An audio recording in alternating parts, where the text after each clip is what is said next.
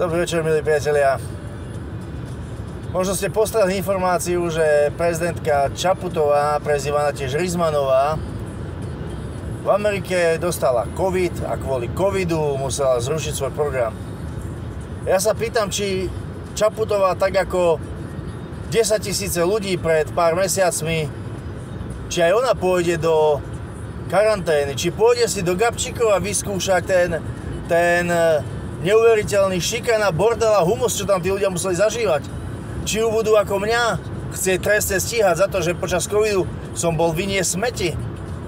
No či jednoducho na Čaputovú, prezývanú Rizmanovú, bude platiť rovnaký meter, alebo si bude môcť aspoň trošku sa vžiť do tej kože tých normálnych ľudí, ktorí boli šikanovaní, buzerovaní, len preto, lebo v tom čase bol COVID tá najsmrteľnejšia, najstrašnejšia choroba a každý, kto sa nedal očkovať a 100-krát týždenne testovať, bol ten najnezodpovednejší dezolát.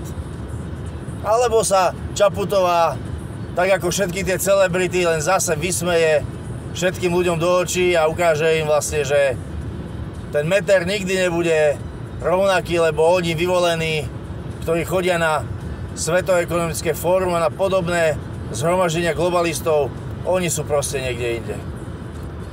A priatelia, taká myšlienka na záver, veď ak je naša drahá Zuzanka očkovaná, tak ako je možné, že dostala COVID? Vychádza mi z toho len to, že buď to očkovanie pred covidom nechráni, alebo Zuzanka nie je očkovaná. Ale to by predsa celebrity a slávni neurobili, že by nás oklamali, že oni by si dali pichnúť iba nejakú vodičku, iba nejaké to placebo, nejakú destilovanú alebo fyziologický roztok. Veď oni by predsa národ nikdy neklamali však.